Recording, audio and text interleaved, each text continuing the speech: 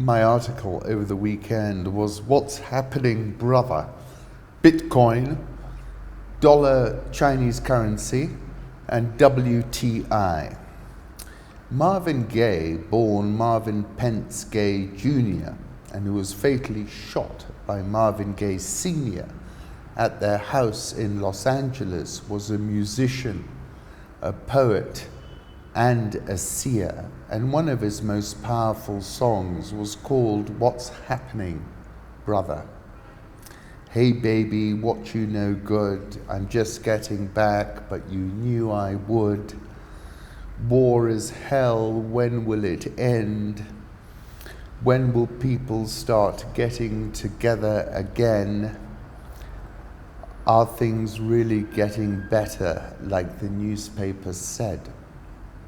And that title, What's Happening, Brother, is on a loop in my mind. So let's start with the enigmatic and mercurial fugitive and Bitcoin evangelist John McAfee, who always seems to pop up in my feed like an acid trip whenever Bitcoin is doing its parabola imitation.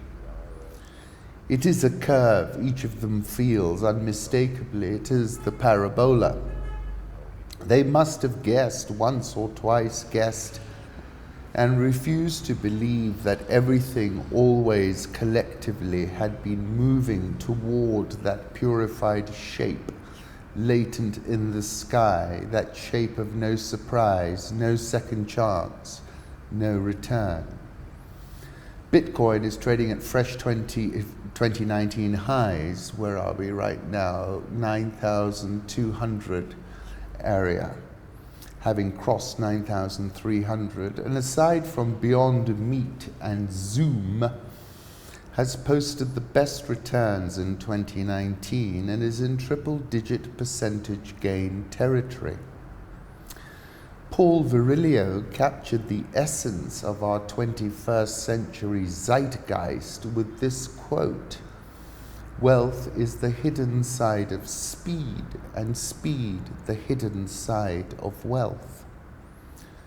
Bitcoin, Beyond Meat, and Zoom is Virilio's quote expressed in market terms. Bitcoin is something like 50% below the all-time highs. I recommended Bitcoin this year at 5,350. I'm recommending Bitcoin again on a supreme conviction basis. A great deal of the price surge is correlated to Chinese flight capital, in my opinion. Hong Kong is savoring a quite momentous geopolitical victory, and seriously counter-trend in point of fact. The supreme and paramount leader made his first, that I can recall, volte-face.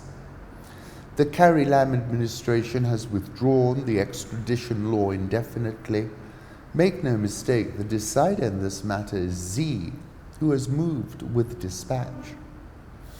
Essentially, he understood Hong Kong could not be Xinjiang. Furthermore, being a paramount leader is a double-edged sword. This is all on Xi's shoulders, said Trey McCarver. Xi has personally said he would handle relations with the United States, and at this point he has failed. Those relations are spiraling out of control. The periphery is a boil that will not be lanced. Official economic data out of China is beginning to roll over, with industrial production at 2002 lows.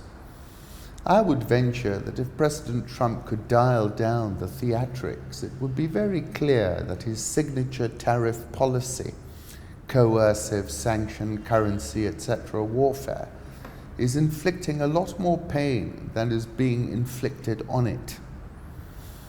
President Xi spent his 66th birthday being fed Russian ice cream by his bestie Vladimir in Dushanbe, and who would not, because ice cream is a comfort food after all. I think one-touch $7.5 Chinese yuan calls are worthy of a keen look.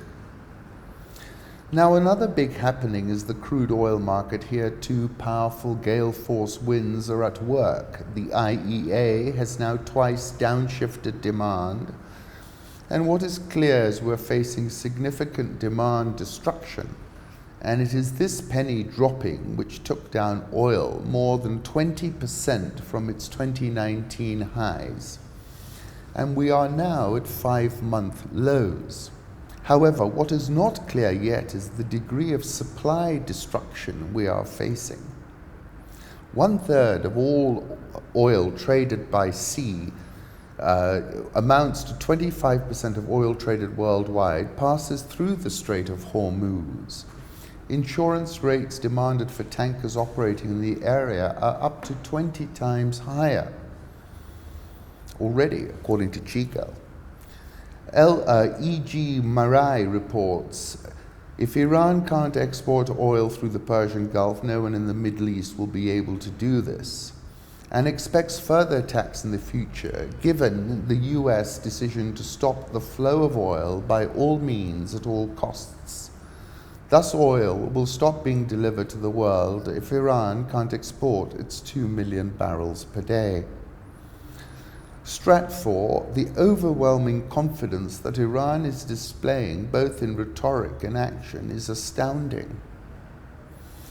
All the global markets have become liquidity traps. The oil markets trade 24 hours, but in the early hours is when gremlins, wizards, and jinns stalk the exchanges, like the foreign exchange markets. Therefore, if this Khamenei-Trump boutfest kicks off, then we could very well see a price spike.